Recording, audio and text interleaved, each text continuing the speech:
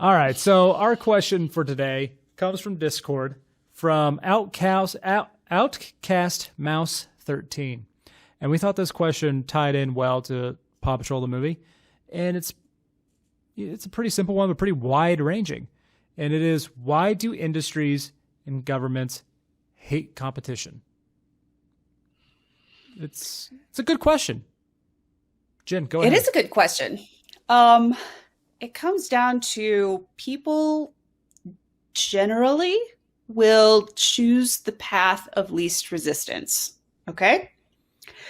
And when you have competition, when there are other people vying to sell the goods and or services that you are also trying to get them to buy, you have to be better than your competition in some form or another, whether it's the price point, the level of service, the quality, the aesthetics. I mean, there are a lot of things that go into the decision-making process of why a consumer chooses one product or service over another.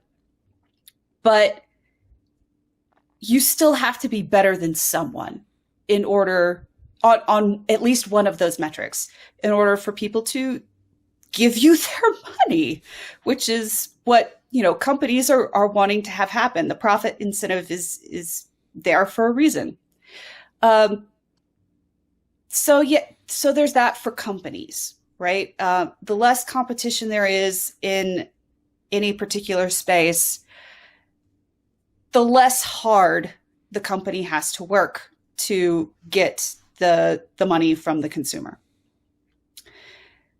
And that's just the path of least resistance. And if they can arrange it so that competitors are either legally barred from entering that market, or it's just really difficult for competitors to enter that market as well, then they super do not have to work as hard. And working less hard is easier.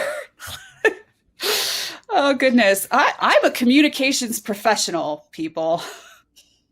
Words are hard. Words are hard. So, yeah, no, what Jen said is 100% correct. Were you going to talk about governments, competition, how they feel about it next? Sure. Governments are much the same way. There's nothing magical that happens to a human when they are elected to office or appointed to office. They do not magically become different than your standard human on the streets, right? They still have the same motivations. They still have the same tendency to follow the incentives. But the nature of government is different from the nature of a company, in that a government can lawfully take your money. They don't need you to be an actual customer, because they'll throw you in jail if you don't pay your taxes, right?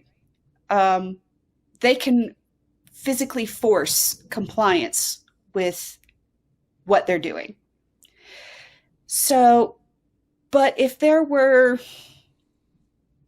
a different government also competing for the same citizens, they would have to improve themselves. They would have to offer better services at a lower tax rate in order to prevent citizens from moving away. We call this jurisdictional competition, and it does actually exist in the world. You see this among municipalities within a state, among the states of the United States. You also see this among countries around the world.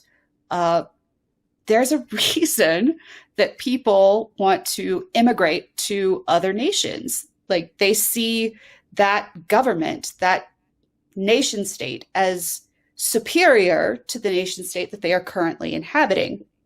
And so that's why they want to immigrate. But governments tend to make it difficult for both people to leave and for people to come in. Some countries make it more difficult than others.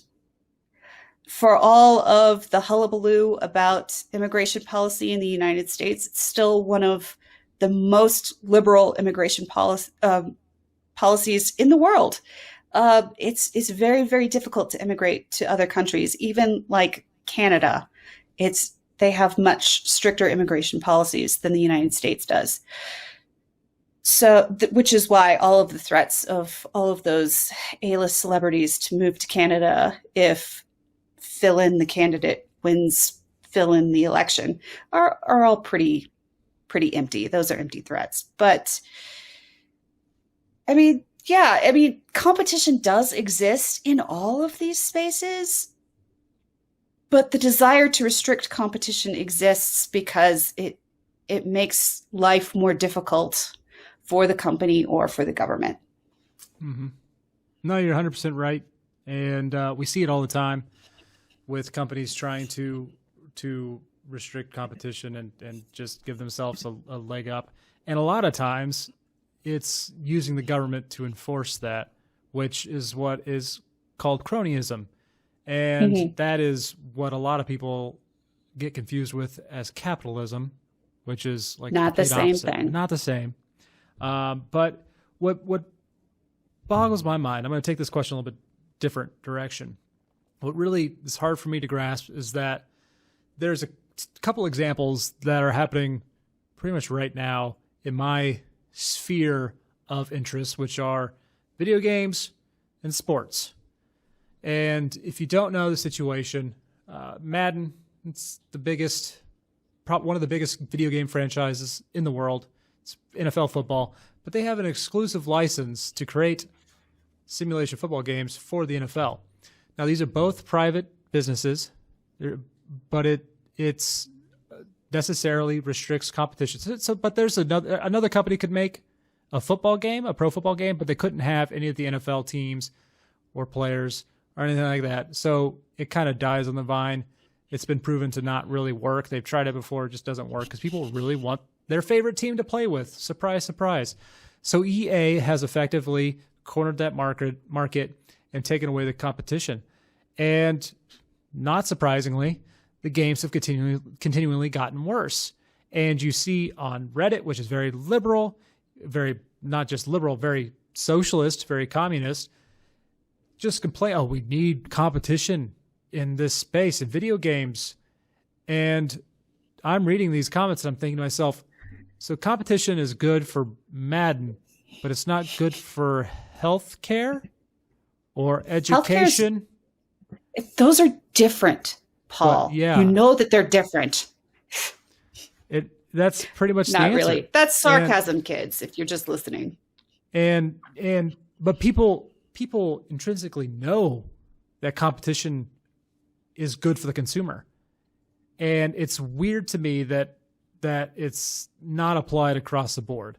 People just think that, no wonder Madden is not good anymore because there's no alternative. While they don't just follow that simple logic to, no wonder the healthcare system is overpriced and expensive because there's no able to have any competition. No, sorry. I mean, it hurts me. But you see this all over the place where you see this in wrestling. Okay. I love pro wrestling. Jen loves Dune. She's a Dune weirdo. I'm a pro wrestling weirdo. We're all weird. Just we have different weird things. But yeah, WWE has been, and that makes the world beautiful. Makes it weird. So WWE that's what everybody thinks is pro wrestling. Hasn't had really any competition for the last 2 decades. But up comes along this billionaire's son who decided to start his own wrestling company and has money behind him. And now it's basically has turned into a race between these two for viewers.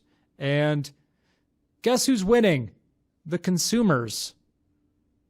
Wrestling fans that nobody ever thinks of otherwise. They are winning. It's just so painfully obvious that competition is the best course forward if you want the best results for consumers.